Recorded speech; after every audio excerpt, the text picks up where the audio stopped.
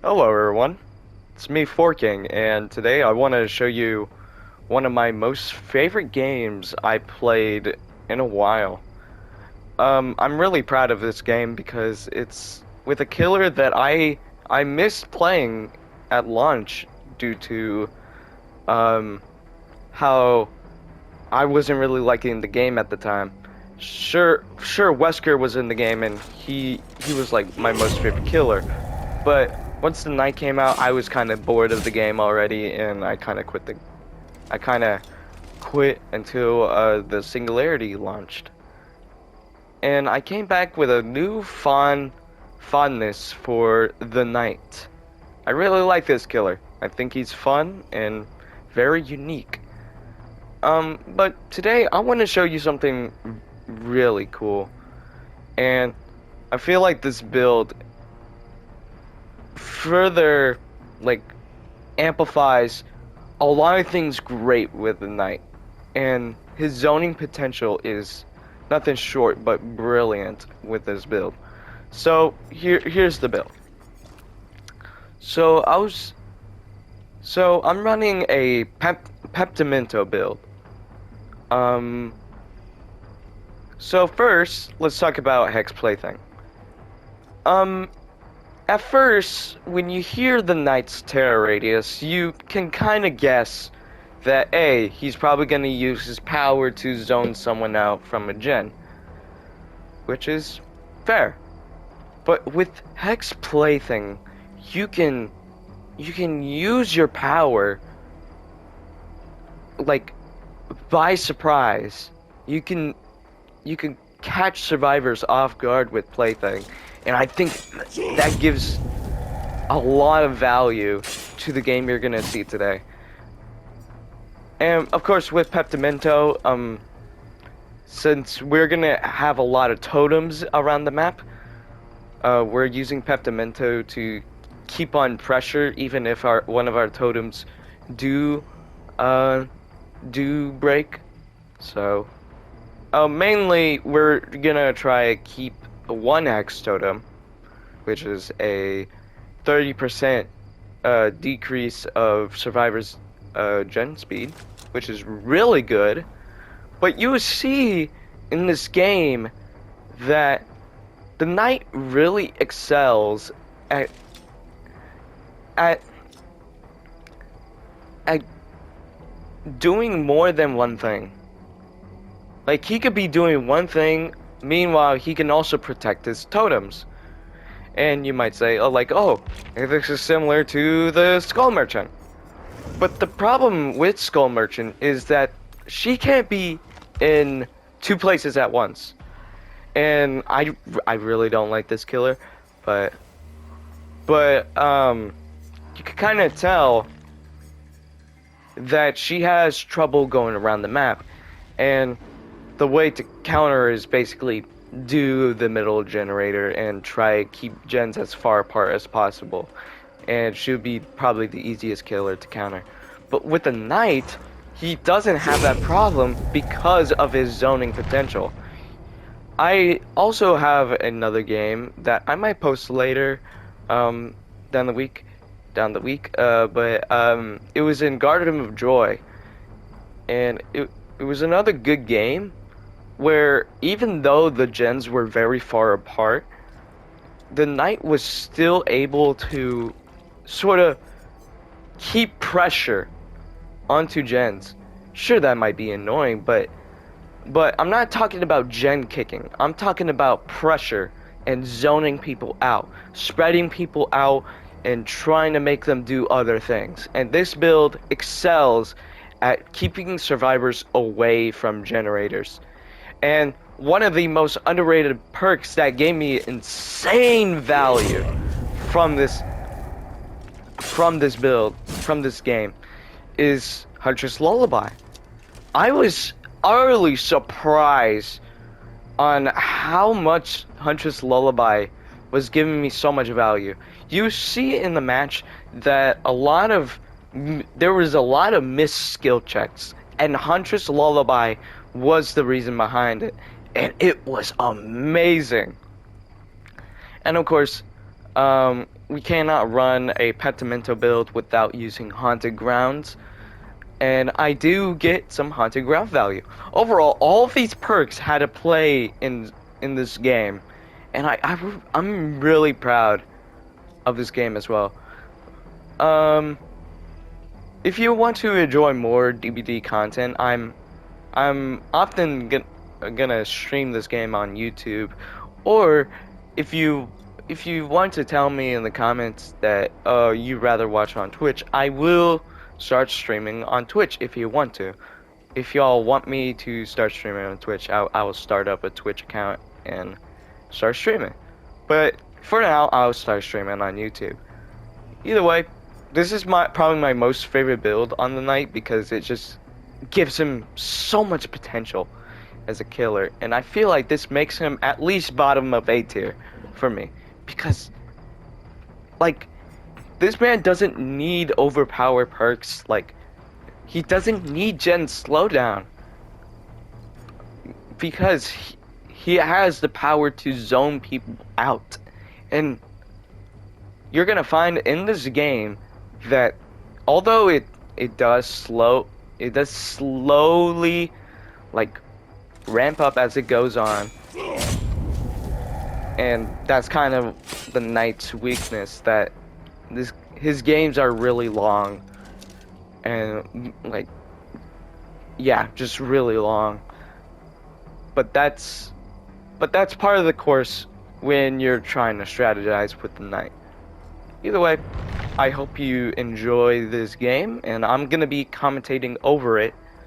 There is no in-game commentary, like I'm talking like, oh, this person is in the pilot. I'm gonna commentate over it and tell you my thought process over this game. Sorry for my speech. I'm barely awake, but you know, I really want to make this video because it's really cool. Anyways, see you later, and hope you enjoy the video. Peace. Alright, so beginning of the game, I start instantly looking for survivors. I go towards this gen because what I find most of the time during this map, by the way, this is Disturbed Ward, which is a very survivor-sided map because of its large map size. I instantly go towards this gen right here, which I find a lot of people. Now, this Fang wanted me to get the invitation. I am taking this game a bit seriously. I kind of feel bad, but I took advantage of it and I hooked the Fang.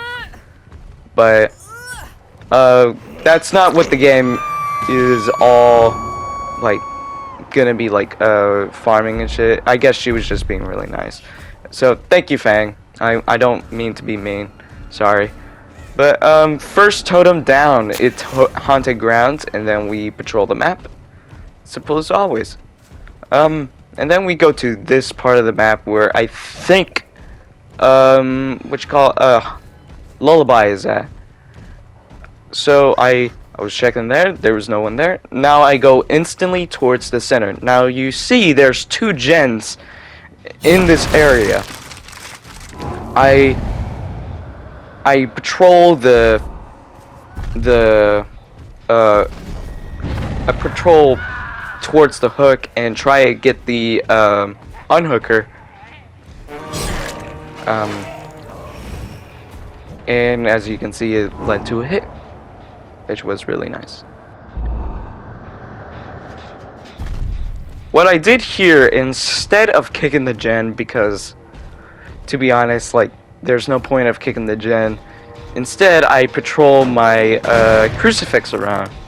I call him the Bruiser. But his actual name is Crucifix. You're gonna be hearing me like saying like nicknames for the goons I use, but you know, that's how I usually play Knight, because I don't really like the names. I just more think of them as goons. But I'm sorry, I'm getting off track. Basically, I'm using the power to sorry. I'm using the jailer to gain more time to figure out where Elodie is at. Meanwhile, I use the bruiser to zone Elodie out, and I get the down here. Pretty rad. And I'm gonna let the game continue, and I'll add my input as the game goes on.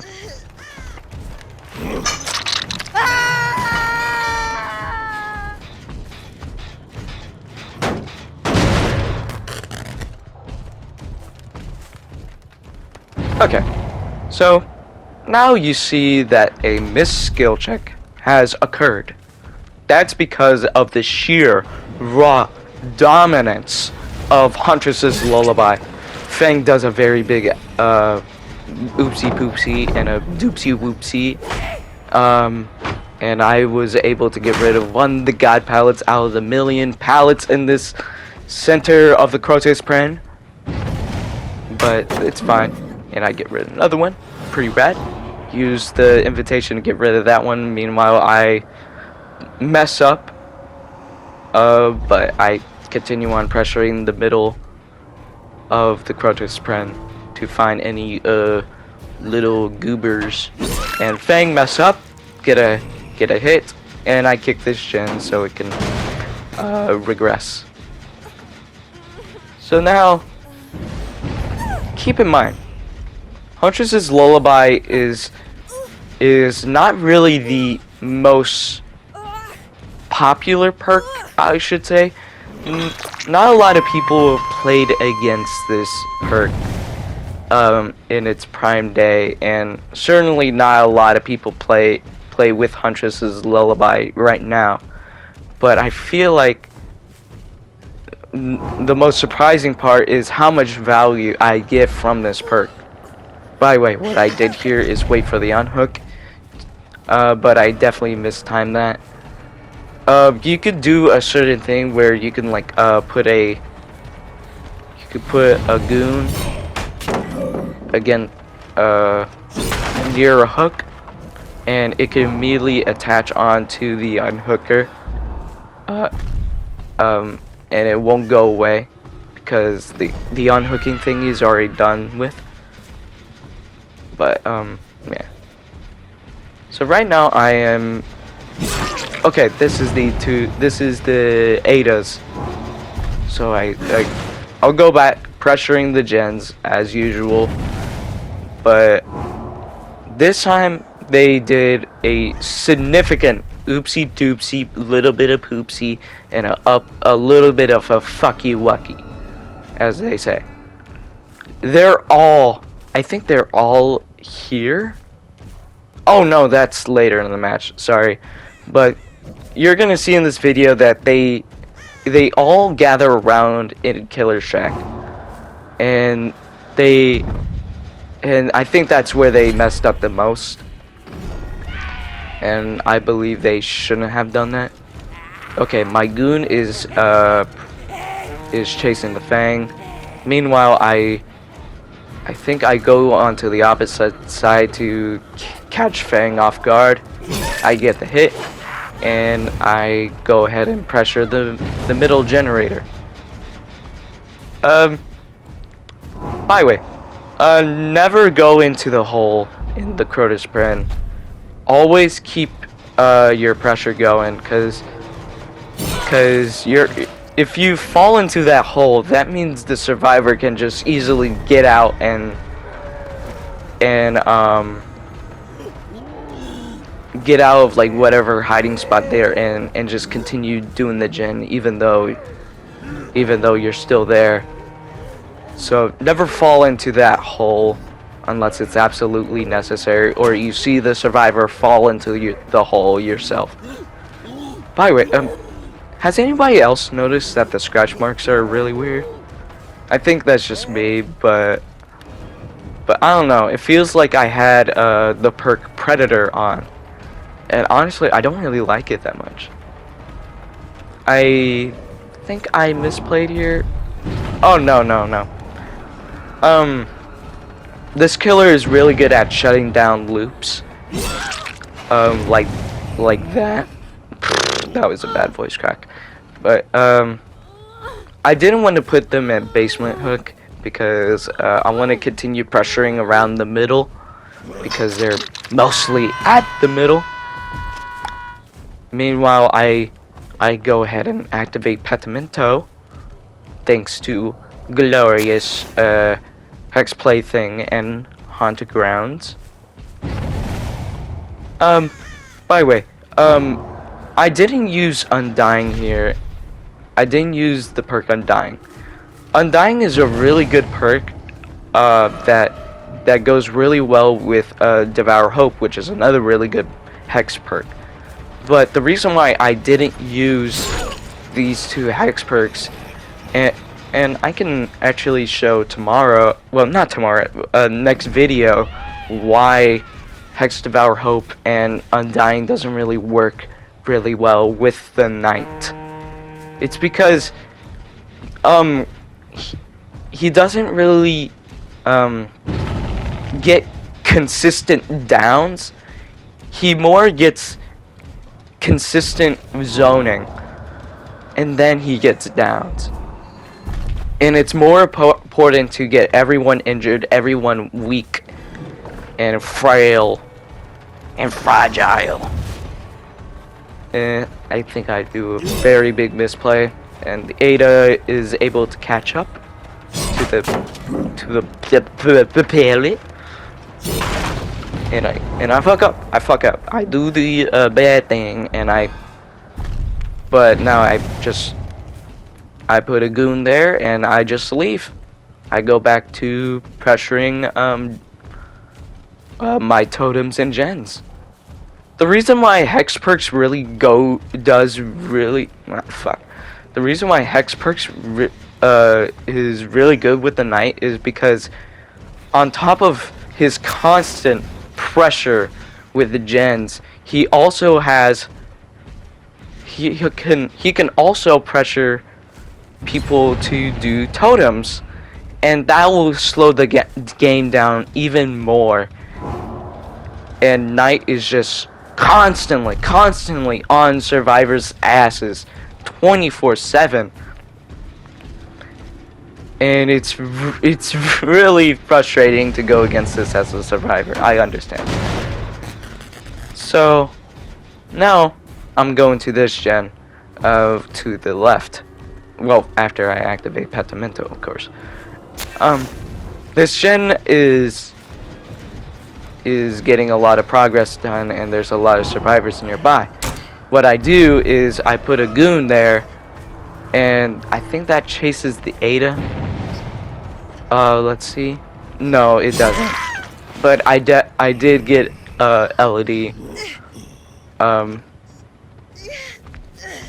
She misplayed there and got stuck, which is a shame. I feel bad for that, but you know, anything to win against these very good survivors. And like, I'm sorry for praising the survivors so much, but they did really well here. They were constantly outplaying me in loops, but the thing is, I don't really focus on chases too much because Knight is really good at multitasking. So instead of going for a chase, let me just put my goon in a chase and let the goon take care of it while I watch the gens or my totems. And again, killer, constant pressure. This killer is so good at pressuring people from doing other things, and it's just I cannot gush how much I love this killer. He's so strategic and balanced. Yeah, he is so fun to play as, in my opinion. I don't know why I didn't go for the hit. I was probably thinking I could get a double hit with the goon and and with my M1, but I think I went through her, which was really weird. But that happened. So I put a goon near the broken hex totem, and I go after, I think, the Ada. I think this is their biggest mistake. They all grouped up near the killer shack. By the way, most of them are injured, so I injured the Elodie, and then none of them are doing gens. By the way, none of them. They're all together and not doing a single gen. And I think this is where Fang dies. I hit there because, you know, pallet saves are really prominent right at the moment because of the party pallets. So I just wanted to be careful and get that hit. So now I put a goon there, and I think that catches the Elodie, and I think Elodie is also dead here. I break the pallet, put her in the basement, and I think this is a winning game already. This game is already over. Even though almost all my totems are gone, I've already done enough damage and already did so much pressure that it's probably impossible to win without a hatch escape. And I feel, and during the late game, I feel like the knight excels at searching like through the hatch and finding where people are at the exit gates. And yeah, I really like this killer. I really like this build. I'm gonna try to get some few more games in with this build, and I might make a night compilation video of my games playing him. But overall, this is definitely the best out of the two like original chapters we gotten so far, besides the Singularity. Sure, I like the survivors a lot in Tools of Torment, but I feel like the knight really gravitates towards my playstyle, which is to constantly multitask. I love having goons. I always love the idea of having goons and just constant goons, like pressuring the gens and constantly pressuring everyone, doing totems, doing all this kinds of shit. It's amazing how much potential this killer has. And this is even after the gen kick meta. And I feel like even in that sort of meta, I think the knight is still really good at the moment. I feel like he's like at least bottom A tier, just because of how much he can just pressure, like constantly get on survivors' asses like all the damn time. Like it works. It really works. This killer is really fun. If you really like multitasking and having goons, I do recommend this killer. But I can understand why people don't really like the knight, especially during the gen kicking meta. That's why I kind of quit the game at the time, even before the knight came out. Like, even though Wesker was really fun and probably my most favorite killer of all time, he was still the meta at the time was really boring as killer. But now that meta's gone, and I'm having a lot of fun playing this game again. I'll probably make more Dead by Daylight videos not like this, more so like compilations of my misdeeds across the fog, and I'll probably just shout my opinions about this game once in a while. But yeah, I feel like this game is getting to a way better state than it was at the moment.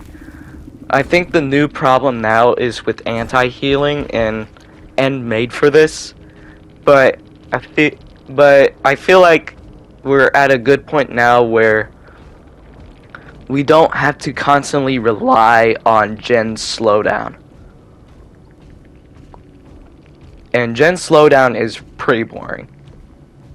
Overall, this match is probably my most favorite match I've ever played as Killer, and I hope you learned a bit from this build, and I hope y'all can try it out sometime, because it's really fun and really like interesting to see how survivors interact with this killer. Anyways, that's gonna be it. I'm gonna go ahead and brush my teeth now because I'm just woke up, and I'll see y'all later. Cheerio, bye bye.